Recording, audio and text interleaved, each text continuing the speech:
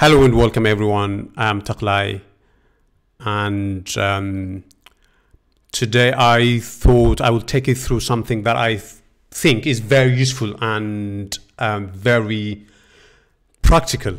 Something about ChatGPT and something that you could do now with ChatGPT and is very, very helpful.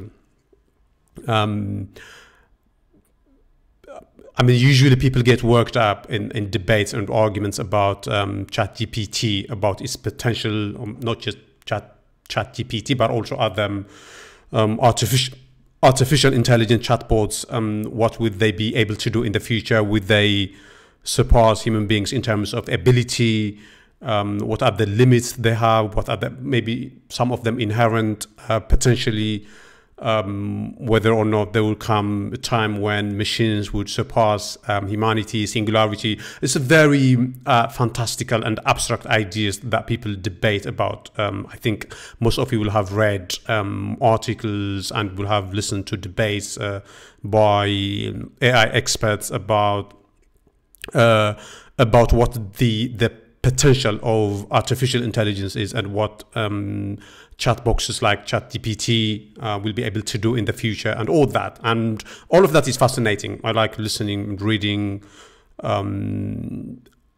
listening to AI experts because I think it's inevitable that artificial intelligence is going to become an integral part of life. So it's always good to know what is happening, what other people are talking about, what the frontier is, what the zeitgeist is in terms of discussion. But today I'm not going to do anything of that sort, not least because I'm not an expert on AI, so I don't want to be found out. But I thought I would take you through something that is in some sense mundane and just unimaginative, really. Something that any chatbot is capable of doing, but maybe not, you haven't thought of doing, and that is getting book summaries, which is something that every one of us wants to do, partly because we don't really have time to read every book that we are interested in. Sometimes you just want to get the summary, the main talking points, the main thesis of a book, or sometimes for other reasons you just want to get the main sort of talking points. And I found ChatGPT to be very powerful when it comes to that. Not only can you get book summary, but also you could dig in as you could go into as much detail as you want, as long as you are confined to contents within a book. So for instance, suppose that you want to know what the main argument of I think one of the popular authors today, Yuval Harari. I think a lot of people in Ethiopia and Tigray want or maybe have read actually Yuval Harari. And if you want to know, for instance, what or maybe I think before we go into what I want to take you through, into what I want to show you today, one thing that I noticed in my engagements with ChatGPT is you have to the quality of the answer it gives you hugely depends on how well you frame your questions. So it's always good to spend a bit of time being careful in how you give it your input. So I'm going to say, I'm going to, for instance, let's try summarize the book. Let's say Homo Deus, for instance, one of his books, right? Summarize the book Homo Deus, and let's see. Good.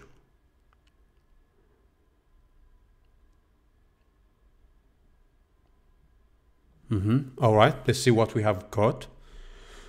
Homo Deus is a thought-provoking book written by Yuval Harari that explores the future of humanity through a unique lens. Building upon his previous work, Sapiens, Harari delves into the potential paths and possibilities that lie ahead for Homo sapiens as they transition into a new phase called Homo Deus, or godlike humans. Okay, so Homo Deus means godlike humans. The book examines how advancement in science, technology, and data are reshaping human society and challenging traditional notions of what it means to be human. Harari argues that humans have made remarkable progress in overcoming famine, disease, and war, leading to an era focused on achieving immortality, happiness, and divine abilities. Harari discusses three main themes: the triumph of Homo sapiens, the direction of Homo Deus, and the potential implications for the future. He explores the ways in which humans have used their intelligence to dominate the world, from agriculture to the creation of empires and ideologies. He then speculates on the potential transformation of humans into godlike beings, capable of manipulating their biology, conquering death, and even creating new life forms through genetic engineering and artificial intelligence.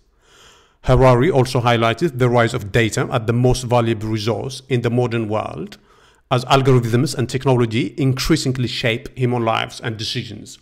He raises important ethical questions about the implications of data-driven algorithms and the potential loss of individual autonomy and privacy. While Homo Deus presents a fascinating vision of the future, it also serves as a warning against complacency and blind faith in progress. Harari cautions that as humans continue to enhance their abilities, they may inadvertently relinquish their unique qualities and find themselves at the mercy of algorithms and technological systems. Overall, Homo Deus challenges readers to contemplate the trajectory of human civilization and prompts them to consider the ethical and philosophical implications of the choices we make in our pursuit of progress and transcendence. So brilliant, right? But nothing interesting here, because everything you see here, I think you could find on book blurbs on Amazon, on the book summary. You could maybe get everything, maybe not as well sort of written and framed, but you could sort of get all these sort of abstract of the book, even on Wikipedia or on book reviews, on what other people who have read the book have said. So nothing, it doesn't, this is not adding much to what you could get elsewhere.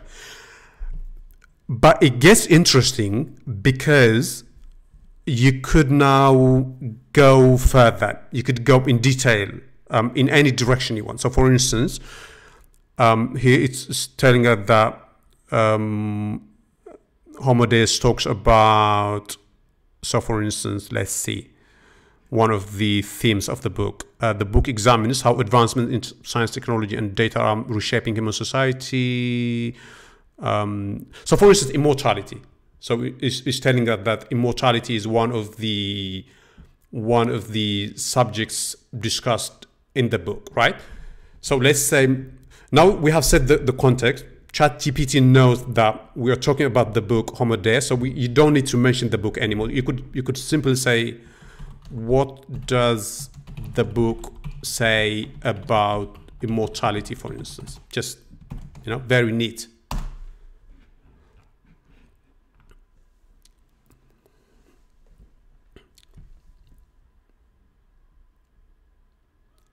Excellent. So we have the result. In Homo Deus, Yuval Harari discusses the concept of immortality and its potential implications for humanity, explores the idea that humans are on the path to achieving immortality through advancements in science, technology, and medicine. Okay, so this is introduction, and this is the sort of the core. Harari argues that throughout history, humans have made significant progress in overcoming mortality. In the past, famine, disease, and war were major threats to human life. But with the advent of agriculture, modern medicine, and improved living conditions, these challenges have been mitigated to a large extent. As a result, humans are now focusing on extending their lifespan and even conquering death itself. The author highlighted the advancements in medical science, such as the development of vaccine, antibiotics, and surgical procedures, which have significantly increased human life expectancy. He also explores the potential of technologies like genetic engineering and regenerative medicine, which could potentially allow humans to rejuvenate their bodies and extend their lives further. However, Harari also raises important questions about concepts about the pursuit of immortality. He questioned the societal implications of a world where only a privileged few have access to life-extending technologies, creating significant divide between the immortal elite and mortal majority. He also discussed the potential impact on human motivation and the meaning of life if death is no longer a natural part of the human experience. Ultimately, while Homo Deus acknowledges the potential for humans to achieve immortality, it invites readers to consider the ethical, social, and existential consequences of such a pursuit. Harari emphasizes the importance of reflecting on our values and purpose as we navigate the possibilities and challenges that lie ahead in our quest for extended lifespans. So interesting. So these are the things that Harari in the book Homo Deus says about immortality. And it's telling that he raises, for instance, some ethical considerations. So for instance, that is one interesting aspect that you might want to dig further, right? What are the ethical issues around immortality? Or maybe you want to explore why, for instance, how regenerative medicine would be deployed in that endeavor. For instance, you might want to dig further in that direction. But for now, let's just focus. For instance, why does the book say there are ethical issues around immortality, right? So let's see what we get.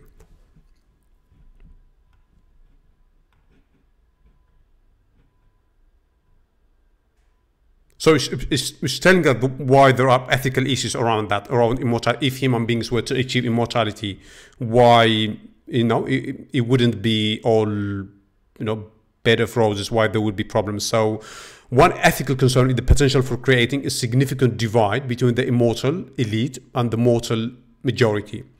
Harari argues that if mortality becomes a reality, it is likely to be accessible only to a privileged few who can afford the expensive technologies and treatments involved. This could lead to a deepening social inequality. All right, so pretty straightforward, right? What the problem is here. Another ethical issue raised is the impact on human motivation and the meaning of life. Death has traditionally been considered a natural part of the human experience, providing a sense of urgency and purpose to life. Harari argues that if death is no longer a threat, it could potentially undermine human motivation. He has a point here, right? Because part of the reason why you feel a sense of urgency to do stuff is because you don't have infinite amount of time, right? Because there's a limit, there are deadlines and stuff. And if you knew that you're going to live forever, maybe you wouldn't have a reason to wake up tomorrow and do the things that give you meaning today. So, if you were living under the assumption that you're going to be here forever, maybe a lot of the things that you value today would lose meaning. So I wouldn't say that you wouldn't be able to find other sources of meaning, but maybe you would need a bit of rethink in terms of your life. But anyway, I'm not taking sides here. I think the point that I'm trying to make here is that with ChatGPT, you could dig as much as you want, and you could really understand what the writer or the author says about a given topic, in this case, immortality rather. So two concerns. The third one is Harari also questioned the potential impact on human relationships and social dynamic. Death has shaped our understanding of the importance of relationships, love, and connection. The awareness of mortality can drive people to cherish their loved ones and foster strong social bonds. If mortality becomes a reality, the nature of relationships and the value we place on them could change, potentially altering the fabric of society. But also interesting point, right? The reason why you love your partner again is because there will come a time when you want to be together because you'll be dead. But if you knew that you always have time, maybe you wouldn't feel the need to show love and affection. Maybe you wouldn't take the time to realize the preciousness of your partner and all that. So I think you see the point he's making. Another concern would be, furthermore, there are ethical implications regarding the sustainability of immortality. Harari highlighted the potential strain on resources and the environment if a growing population of immortal individuals demands ever-increasing amounts of resources and energy to sustain their extended lives. By addressing these ethical concerns, Homo Deus encourages readers to critically reflect on the potential consequences of pursuing immortality. Harari emphasizes the importance of considering the broader societal and philosophical implications and urges us to make thoughtful choices that align with our values and long-term well-being. So interesting. So you could go further even if you want to, for instance, if you want to explore what Harari says in the book about, for instance, let's see.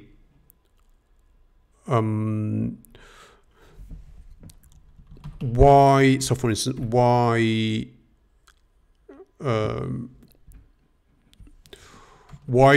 does he think, for instance, or maybe the book, or let's say I think ChatGPT from the context will understand that he now refers to Yuval Harari. Why does he think immortality will have an impact on the meaning, let's say, on the meaning of life, right? So let's see.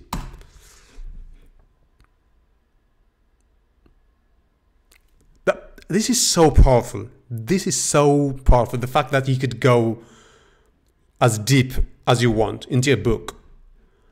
In Homo Deus, Yuval Harari suggested that achieving immortality could have a profound impact on the meaning of life. He argues that the awareness of mortality has historically played a significant role in shaping human motivation, purpose, and the way we perceive the world. Harari contends that the finite nature of life, with the inevitability of death, creates a sense of urgency and gives life a particular meaning. The awareness that our time is limited encourages us to make the most of it, to pursue our goals, and to find purpose in our actions. The presence of death provides a framework for understanding the value of time, relationships, and personal achievements. I actually strongly urge you to pause and reflect on, each point he's making here, because I think it's profound points. If immortality were to become a reality, Harari suggested that that framework would fundamentally change. With the removal of the threat of death, the sense of urgency and the motivation to seize the limited time we have might diminish. If people were to live indefinitely, they may no longer feel the same pressure to accomplish their goals or to strive for personal growth and development. Harari further argues that the elimination of death could potentially lead to complacency and stagnation. He suggested that the fear of mortality has been a driving force behind human progress and innovation. Without this fear, there might be less impetus for individuals to push boundaries, take risks, and explore new possibilities. Makes perfect sense, right? Because if you always have time, why push boundaries? You could always take your time. Moreover, the pursuit of immortality might shift the focus of life away from the present moment and towards an obsessive fixation on extending one's lifespan. This could lead to a diminished appreciation for the present as individuals become preoccupied with prolonging their existence and indefinitely. By raising these points, Harari encourages readers to reflect on potential consequences of immortality for our sense of purpose and the way we derive meaning from life. He urges us to consider the role that mortality plays in shaping our values, relationships, and the drive to make a meaningful impact during our limited time on Earth.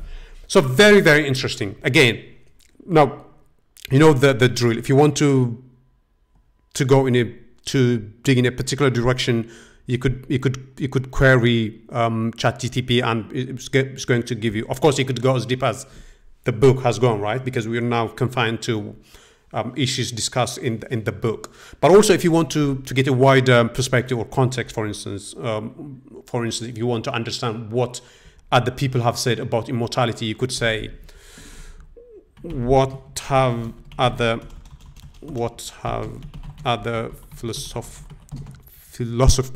philosophers said about immortality, right?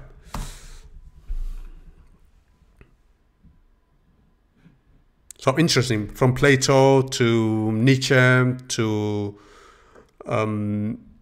Heidegger to Bernard Williams. I actually don't know who this is, but anyways, let's see. Plato, in Plato's dialogue, Phaedrus, he suggested the immortality, specifically the immortality of the soul. But this is a different kind of immortality, the kind of immortality envisaged by religions, for instance, right? Because you have an immortal soul, even if your body was dead and decomposed and all that, your soul will be eternal. So you have immortality in that sense. But the immortality that Harari discussed is completely different, right? According to Plato, the soul is immortal and can attain true knowledge and wisdom through philosophical contemplation. He considers the immortal soul as a source of eternal truth and enlightenment. And Nietzsche, 19th century philosopher, expressed skepticism about the desirability of immortality. He argued that the finitude of life gives it meaning and value. Nietzsche believed that the awareness of mortality enhances human experience and drives individuals to create and appreciate beauty, love, and personal achievements. But this is different kind of immortality, not the kind of immortality that Harari discussed. Maybe Bernard Williams, a contemporary philosopher, presented a thought experiment known as the immortality paradox. He questioned whether an immortal life would ultimately lead to monotony, boredom, and the loss of value in experiences. Williams argued that the finite nature of life allows us to appreciate its preciousness and value our choices and actions. These are just a few examples of philosophical perspectives on immortality. The topic has been approached from various angles, including metaphysics, ethics, and existentialism, with philosophers offering diverse insights into potential consequences, desirability, and meaning associated with immortality. So interesting. Anyway, the bottom line here, and the point that I want to make, and something that I would strongly encourage you to do on your own, is you could query a given book, and you could really, depending on how much you want to know, extract as much information as you want. So in that sense, it's different from Wikipedia or from book reviews or from the other source of knowledge in terms of books that we have been relying on. ChatGPT really, really is powerful. You could really engage it. And if I was to use a metaphor, I think it would be like having a conversation with a really intelligent person, intelligent in one sense, not in being imaginative, because ChatGPT is not being imaginative, it's retrieving, extracting information from the internet, but having conversation with someone who has a humongous storage of information, and it's like an oracle. You ask him or her, and they give you as much information as you want. I think that is what's happening, and it's wonderful for learning. And you could query, for instance, what are some of the my spelling is terrible, and embarrassing myself. But anyway, what are some of the controversial points that the book makes, for instance, right? You could... Homo Deus presents several controversial points that have sparked debates and discussions among readers. Here are a few of the book's notable controversial ideas. The potential obsolescence of Homo sapiens. Harari suggested that humans continue to enhance their abilities through advancement in science and technology. They may inadvertently render themselves obsolete. Very, very interesting. The rise of artificial intelligence and the possibility of creating superior post-human beings raise questions about the future of Homo sapiens and the potential replacement of humans by new species. The impact of data and algorithms on individual autonomy. Harari explores the increasing role of data-driven algorithms in shaping human lives and decisions. He argues that, okay, anyway, it goes on and on. So for instance, if you want to, how does he think, for maybe not, well actually it's all right, how does he think human beings might become obsolete, for instance, right? I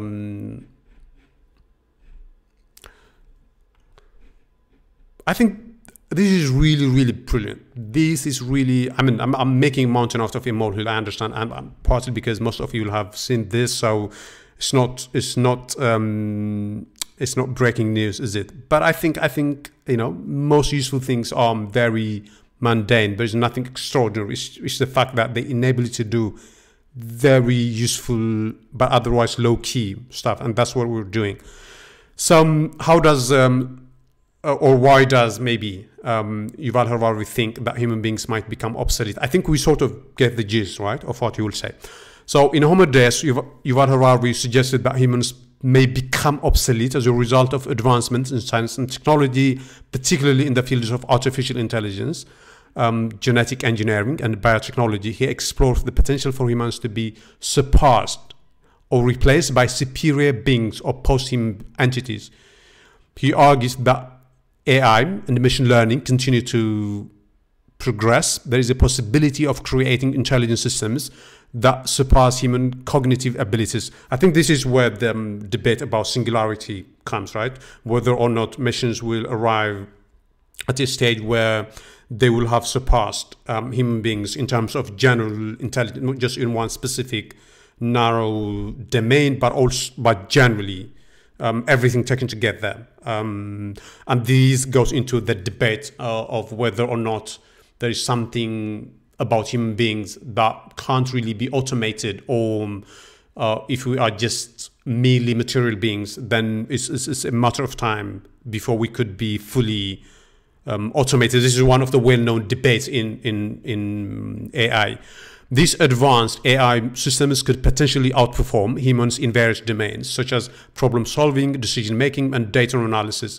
If AI becomes more capable than humans in virtually every aspect, so this is the artificial general intelligence, AGI, it could lead to a situation where human intelligence becomes relatively obsolete. Moreover, Harari discusses the potential for humans to undergo significant biological and technological enhancements, blurring the lines between humans and machines.